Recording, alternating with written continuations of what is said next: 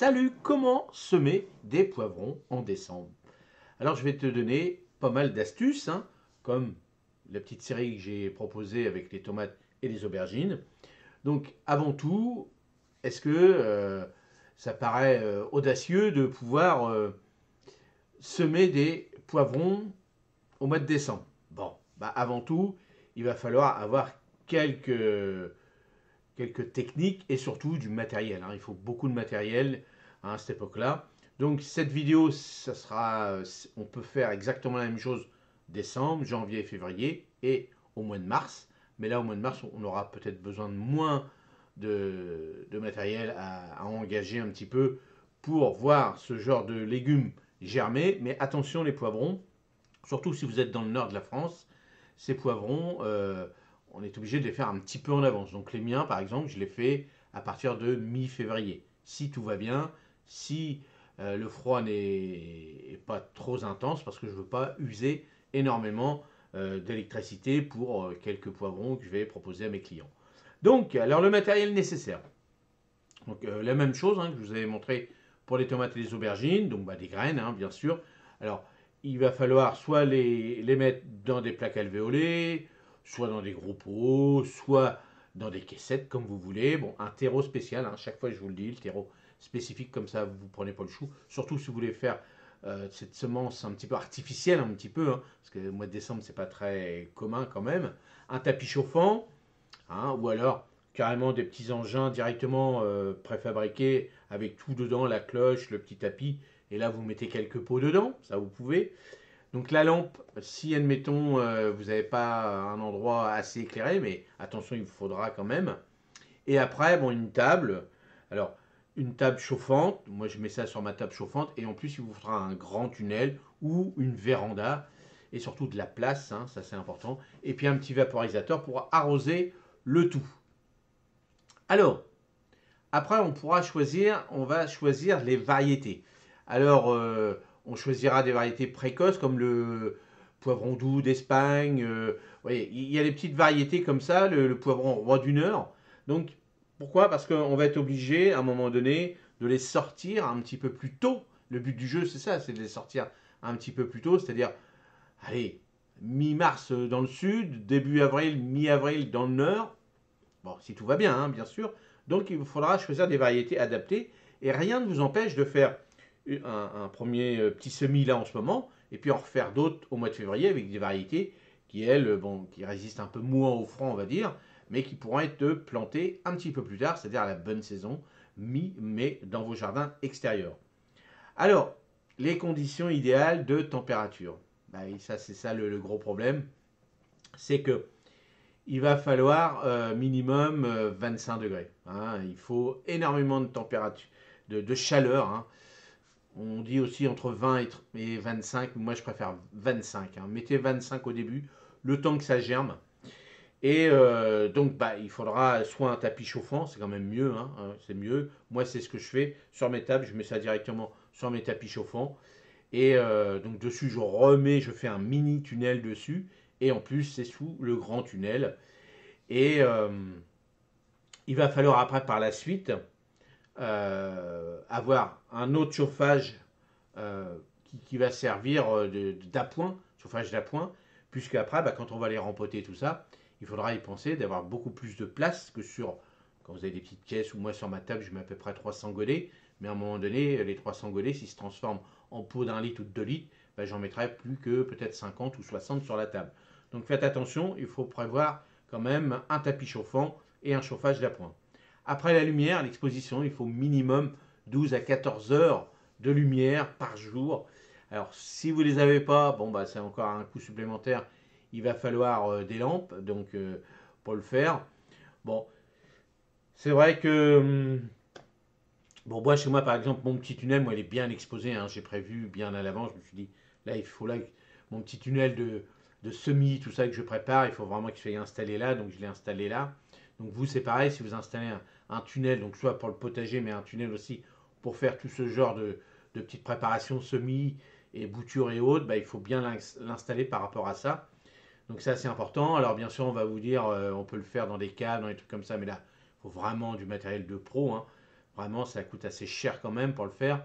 Bon, est-ce que ça vaut le coup? Après, ça, c'est vous qui voyez. Hein, c'est... Bon, voilà.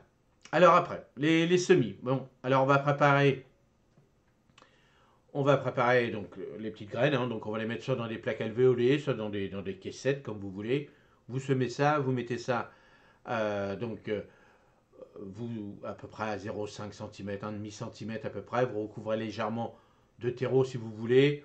Et après, il va falloir de la chaleur et de l'humidité, ça c'est important.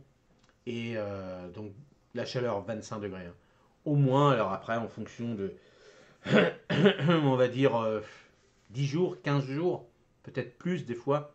Contrairement à la tomate où au bout d'une semaine, ça y est, elle germe. Là, voilà, faut pas s'inquiéter. En plus, il faut acheter de la bonne graine, ou alors il faut avoir de la bonne graine. Et puis, il va falloir humidifier généralement, souvent le terreau, mais pas gorger comme une éponge. Hein. La sensation d'une éponge.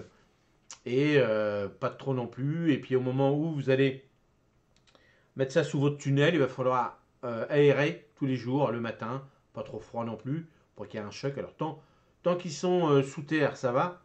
Mais au moment où il commence à germer, le trop d'humidité, hein, il faudra éviter de le mettre dessus, sauf évidemment si c'est sec, hein, bien sûr. Mais attention à l'humidité, c'est comme ça que vous avez la fonte de semis. Et là, c'est pas bon du tout. Alors après, on va être obligé de les rempoter. Donc on va dire, ils vont être prêts à être rempotés en godet, donc avec deux vraies feuilles, hein, pas les deux cotylédons, c'est mieux. Donc, on va les mettre en godet de 8. Moi, je les mets en godet de 7 ou de 8, comme vous voulez. Après, donc, au bout d'un mois, à peu près, hein, si tout va bien. Après, en plus, il va falloir, allez, si tout va bien, fin janvier, les rempoter encore une fois dans un pot d'1 litre. Fin février, début mars, rempoter dans un pot de 2 litres. Il va falloir faire toute cette petite manip parce que ne faudra pas les laisser attendre 3 mois dans le petit godet, ça ne va pas le faire. Et c'est là qu'il faut de la place, donc c'est ça qui est important. Alors toujours un très bon terreau avec un engrais osmocote dedans, où là vous avez un engrais bien spécifique, parce que voilà, faut se donner les moyens. Hein. Si vous voulez passer outre la saison du semis, donc automatiquement, il faut vous donner les moyens, donc un très bon terreau de rempotage, avec un très bon engrais dedans. Et là, comme ça, vous êtes tranquille quand vous faites les 3 manips de rempotage. Comme ça, vous êtes sûr, vous êtes tranquille. Et après, bah, il va falloir surveiller les maladies. Alors, au début, la fonte de semis, donc ça, c'est à cause de l'humidité, donc attention. Et au moment où, quand ils vont être grands, attention, s'il n'y a pas des pucerons, des choses comme ça, on arrivera début février, ça peut arriver. Si sous vos tunnels, il fait bien chaud, avec les rayons de soleil, généralement, au mois de février, des rayons de soleil qui chauffent pas mal. Donc des fois, il peut y avoir des pucerons, donc attention. Et avec l'engrais, donc là c'est bon, l'engrais, lui, il va se diffuser. Si vous prenez un osmocote, c'est quand même mieux. Bon, après, vous pouvez le mettre en liquide si vous voulez, mais ça refait du boulot. Et puis, au moment où vous allez rempoter ces gros pots, hein, c'est pour ça que moi j'ai fait des tables avec des tubes assez hauts, 50 cm, pour être tranquille jusqu'au bon moment, c'est-à-dire bon, chez moi, allez, mi-avril, si tout va bien, voire fin avril. Normalement, à l'extérieur du potager, c'est le 15 mai. Mais moi, ce genre de légumes fruits au nord de la France, je plante ça sous mon tunnel et j'en refais quelques-uns le long de mon atelier à partir du mois de mai. Donc faites attention. Donc pendant ce temps-là, il va falloir les protéger.